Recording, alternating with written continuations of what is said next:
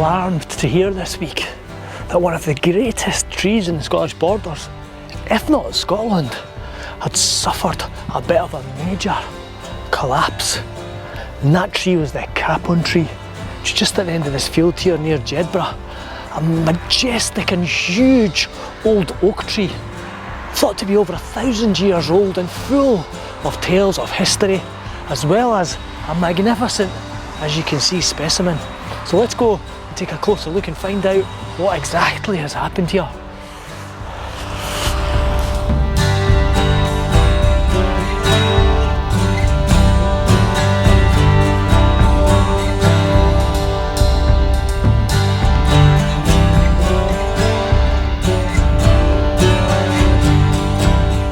Quite sure where the Capon Tree gets its name from, but it's rumoured that Capon is something to do with a derivative of the hood the monks wear. And the monks were the monks at Jedburgh Abbey, and they're thought to have sheltered under this tree on their way to the abbey. That's how old it is. Okay, so the tree is still obviously very still alive, and it looks okay from outside here, but let's get in and have a look and see exactly what's happening.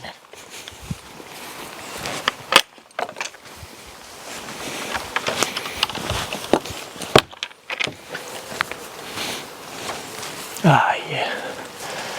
It's like this entire, it breaks off into two major limbs, and one of these limbs, as you can see here, has completely collapsed.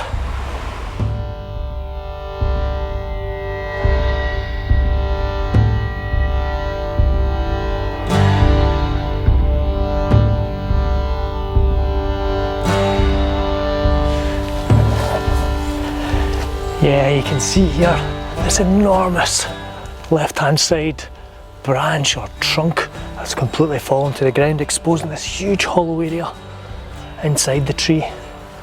Wow. Both sections would be enormous oak trees on their own. It looks like some kind of concrete in there. I don't know if at some point in history someone's tried to support the tree structure with concrete. Here how the tree is being supported by these huge beams put up by men at some point in history. I don't know how long they've been there, not that long. And the whole rest of this tree with hollowness at the bottom, you can just imagine the pressure pushing it down this way.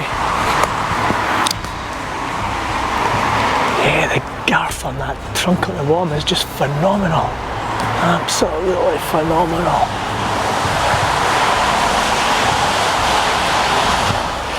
The Capon Tree here is listed as one of the heritage trees of Scotland for various reasons.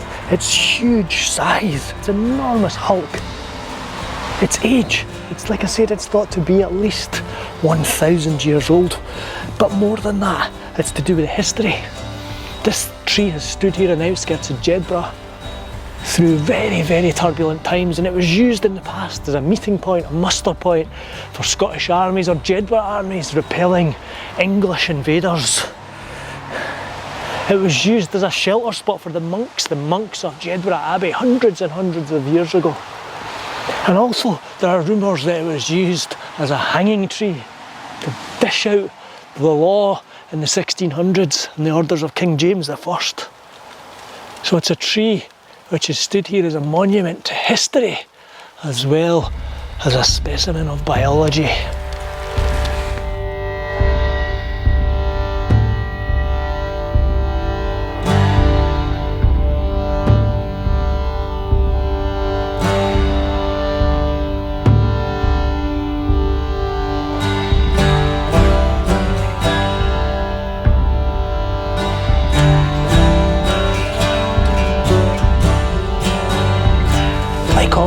Things, trees die, you know, nothing lives forever except maybe some yew trees.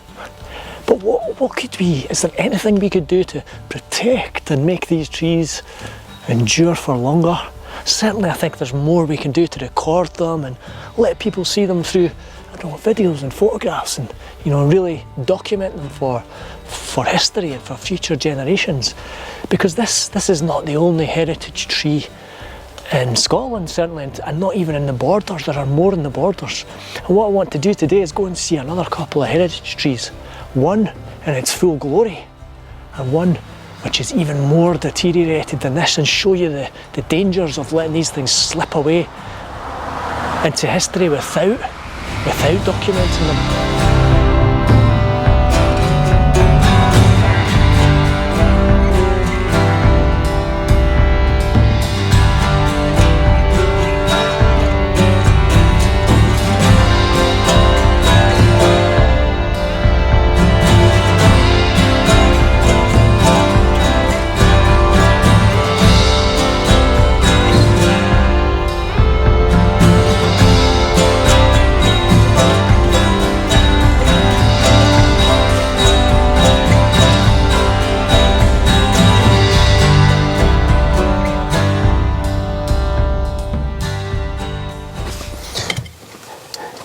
Yeah, I've travelled away from Jedburgh now, and I'm up the Yarrow Valley looking for the next of these heritage trees of Scotland. And the first time I actually heard about this one was in the Fortean Times. The Fortean Times, that journal of the paranormal and everything weird and wonderful. And this is what it said about this. It's called the Tinnis ash tree. The Tinnis ash, a low-growing, wind-blasted ash tree. Its tortured branches as stiff and grey as a witch's hair. Wow. The Fortean Times are doing an article on ash trees and how they have so much folklore and superstition attached to them. But this one, it made me think, is it maybe long gone and forgotten? But no, it actually does survive. And it was in this book here, The Heritage Trees of Scotland, that I heard more about it. The Tinnis ash. So I'm up here today trying to find it, but the book here says it's in the Bowhill estate. But I've been into Bowhill and asked about it, and nobody seems to know where it is, and it's certainly not on the actual estate. So I've came further up the Yarrow Valley here to see if I can find this ancient, mysterious and wonderful old ash tree. Apparently the oldest one in Scotland, if not Britain. Yeah, there are a lot of trees here in the Yarrow Valley, as you can probably imagine, and this ash tree proving rather difficult to find. There's so much legend and folklore attached to ash trees. It really is a tree of great reverence, not just in this culture, but in Greek, Norse cultures. It was very, very heavily involved. Yeah, this area around here is known as Tinnis. There's an old farm there called Tinnis, and this is Tinnis Hill. So the Tinnis ash must be around here somewhere. And you can see remnants of a pretty old forest here. There's a lot of old oaks and a couple of ash trees. Let's have a look at an ash tree. This is an ash. This is an ash tree here, and it's a pretty decent size, a big girthy trunk on it. And they look quite like oak trees, they've got that gnarled bark. But the easiest way to tell the difference between an ash and an oak is the ash has these leaves, small pointy leaves on a stalk in twos, parallel twos. But the ash trees are not really known for their longevity or their size. This one here would be a rather big one. But this Tinnis ash is supposedly, or was at some point in its life, enormous.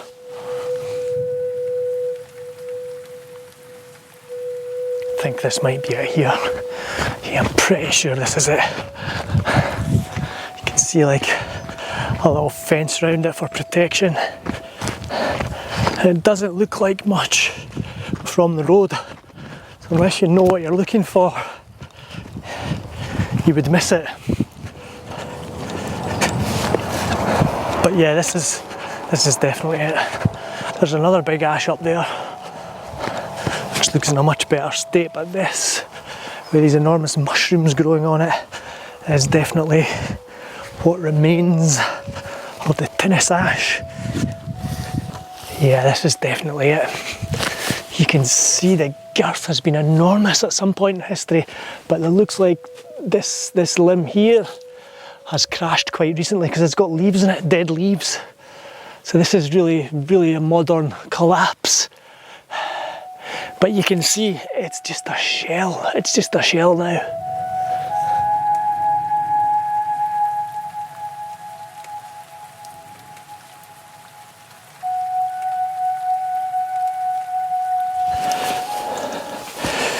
But yeah, you can see if you kind of trace around the perimeter here, there are roots. The roots are away out here. It's been about 7 or 8 metres in diameter, I would say. It's been an absolute beast of an ash tree. You don't see any ash trees of this size. It's just enormous. Or was enormous, but now look, it's nothing.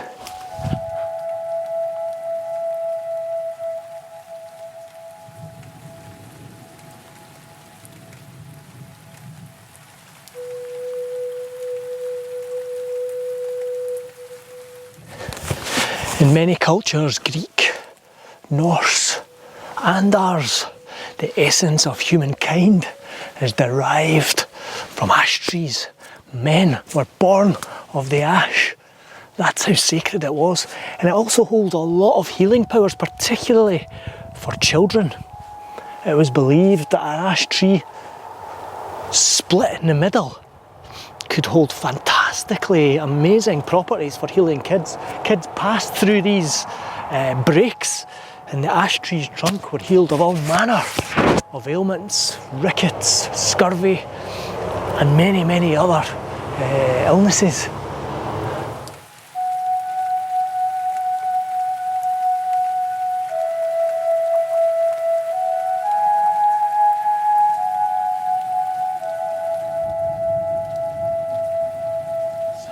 Scotland's oldest, 500 years old maybe, and probably in its day largest ash tree.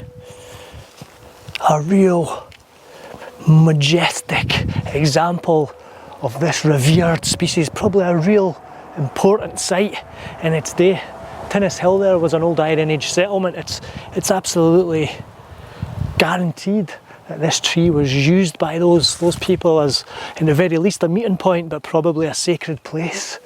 And now it's just forgotten. It's a shell, and there isn't really much recorded about this, not that I know of anyway. If anybody does have any records or paintings, please let me know so we can, so I can see them for a start and we can maybe publish them. But, it really is a shame.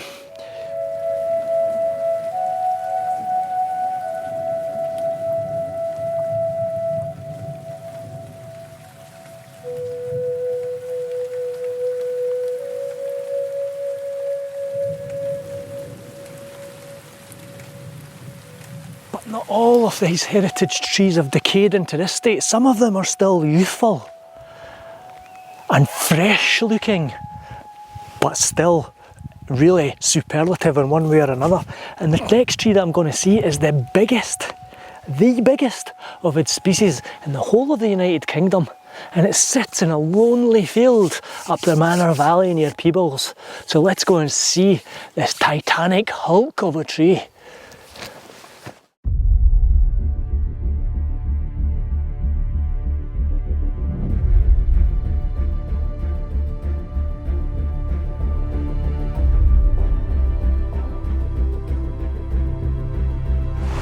To find the next heritage tree on my list, I've had to come up here to the Manor Valley, a very remote spot just outside Peebles. But it's here that lies what is supposedly Britain, not just Scotland or the Scottish borders, but Britain's largest recorded sycamore tree. I've never seen this before myself, so let's go and see if we can find it. Now this is the entrance to the Manor Valley here, if you like. And it's a place full of history from different eras of time, from a way back to the Iron Age to the modern sort of 16th century border reivers history. But what we're looking for today, the sycamore that I'm looking for, is known as the Posso sycamore, and it sits next to Posso Tower, a ruined 16th century peel tower somewhere up this valley, so it should be quite easy to find.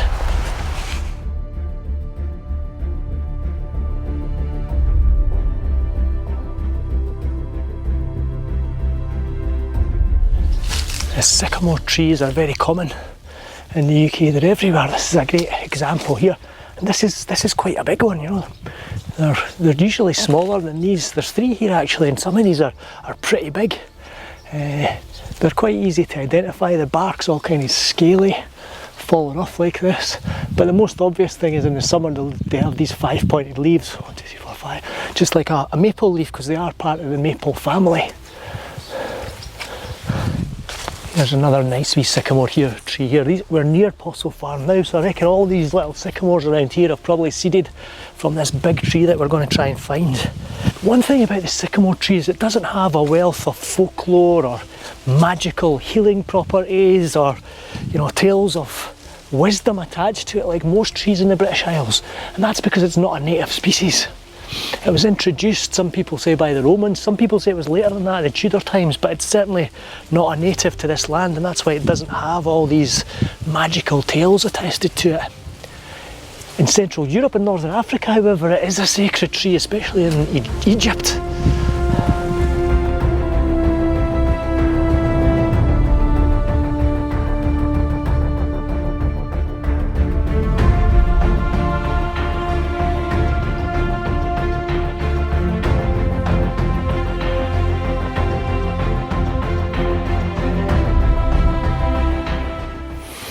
Well, I've made it to Postle. I can see the tree in the distance. It looks enormous, but this is real private property. It's a farm, so I did have to get permission from the farm owner before I could come here, so it's no one you can just go wandering about.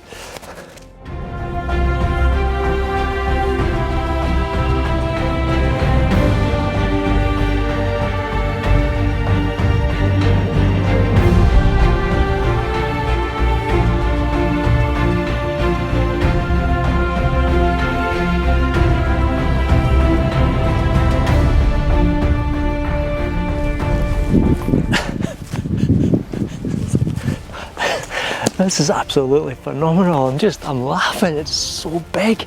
I've never seen a sycamore anything like this.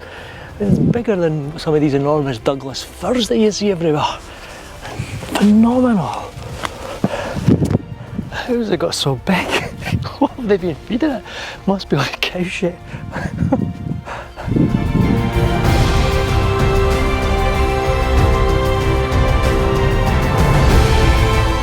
See the remains here too of Postle Tower.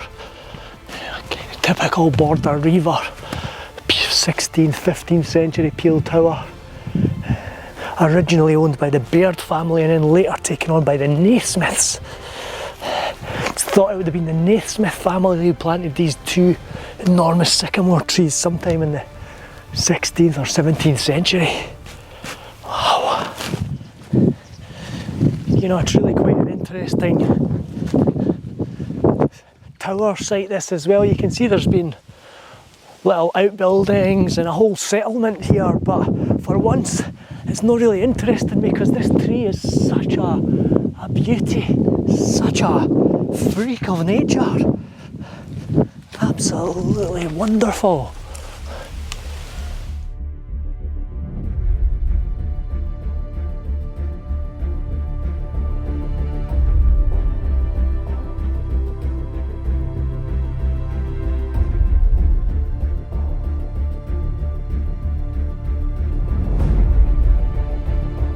And really this one here at the tower building is not the record holder, I don't think. I think the big one in the field over here is the biggest one, so let's go and have a look at it.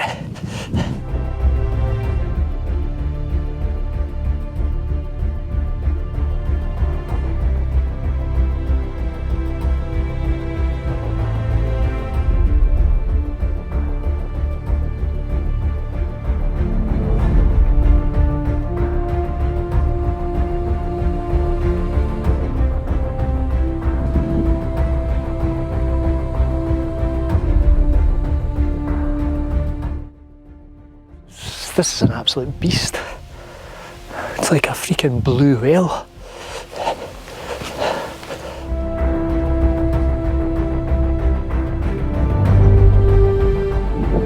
But this is really what these heritage trees are all about.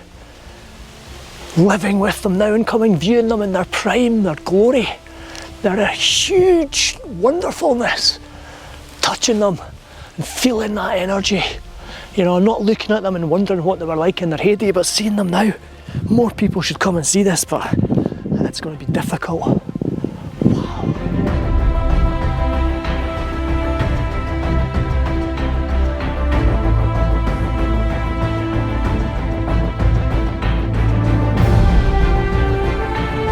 Kind of in absolute awe of this thing. I mean, this should be a lesson for all school kids and everybody to show how magnificent a single tree can be. This is an entire ecosystem, an entire world for millions of creatures, a food source for hundreds and thousands more, a shelter source for hundreds more. It's just a world on its own, you know, the size of it. It should be protected. I don't think it is, you know. At some point, you know, something might happen to this tree, and at the moment, you know, there's hardly any photographs at all anywhere of it. Such a beauty. Wow.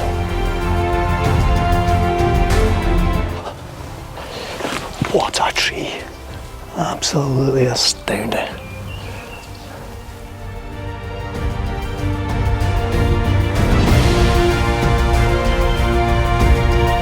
The big one over there has officially been recorded as the UK's largest girth sycamore tree. 8.57 metres in girth. It's probably bigger than that now, because I think that was a good few years ago when that was measured. It's astounding. This is what, you know, these heritage trees are all about. Mind blowing. I could stay here all day with that big sycamore. It's amazing, really amazing, but I need to go. But please, you know, go and visit the heritage trees in your area. It's not just the Scottish borders, they're all over Scotland. All with stories or claims to fame in the biology sector to go by.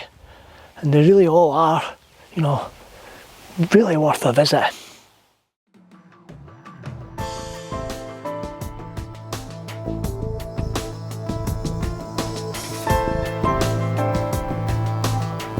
Yeah, this sad but inevitable, I'm afraid, decline of this, say once great, it's still a great tree, and it's still obviously very, very, very much alive. But I think the message here is we need to savour and document and visit and look after these magnificent heritage trees while they are still alive, you know, because one day they will all be like that Tinnis ash or worse, you know, just relics and photographs. So we need to, you know, make the most of them and appreciate them while they're still here.